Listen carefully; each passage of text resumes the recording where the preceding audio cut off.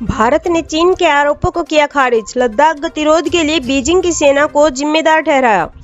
पूर्वी लद्दाख में गतिरोध के लिए देश को जिम्मेदार ठहराने की कोशिश के लिए चीन को आड़े हाथ लेते हुए भारत ने बृहस्पतिवार को कहा कि चीन सेना के उकसाने वाले बर्ताव और एएलसी पर यथास्थिति को बदलने की एक तरफा कोशिश ने शांति को गंभीर रूप से भंग कर दिया है। विदेश मंत्रालय के प्रवक्ता अरिंदम बगाची ने कहा कि चीन ने सीमावर्ती इलाकों में बड़ी संख्या में सैनिकों और हथियारों की तैनाती की हुई है और चीन की कार्रवाई की प्रतिक्रिया में भारतीय सशस्त्र बलों को उचित जवाबी तैनाती करनी पड़ी है। उन्होंने कहा कि चीन के आरोपों में कोई आधार नहीं है और भारत उम्मीद करता है कि चीन पक्ष द्विपक्षीय समझौते और प्रोटोकॉल का पूरी तरह से पालन करते हुए शेष मुद्दों को जल्दी से हल करने की दिशा में काम करेगा।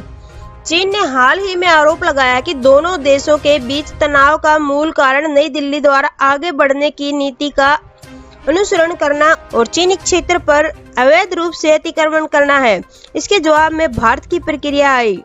चीन के आरोपों पर पत्रकारों के सवालों का जवाब देते हुए बगाची ने कहा कि भारत कुछ दिन पहले ही इस मामले पर अपनी स्थिति स्पष्ट कर चुका है और ऐसे बयानों को खारिज कर चुका है जिनका कोई आधार नहीं है। उन्होंने कहा कि चीनी पक्ष ने बड़ी संख्या में सैनिकों को तैनात किया हुआ है, उनका उकसावे वाला बर्ताव है और हमारे सभी द्विपक्षीय समझौतों का उल्लंघन करते हुए यथास्थिति को बदलने का एक तरफा प्रयास है, जिसके परिणाम स्वरूप पूर्वी लद्दाख में एएलसी पर शांति गंभीर रूप से भंग हुई है।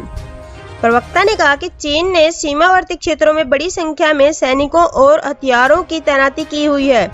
चीन की कार्रवाइयों के जवाब में हमारे सशस्त्र बलों को इन क्षेत्रों में उचित जवाबी तैनाती करनी पड़ी है ताकि भारत के सुरक्षा हितों की पूरी तरह से रक्षा की जा सके।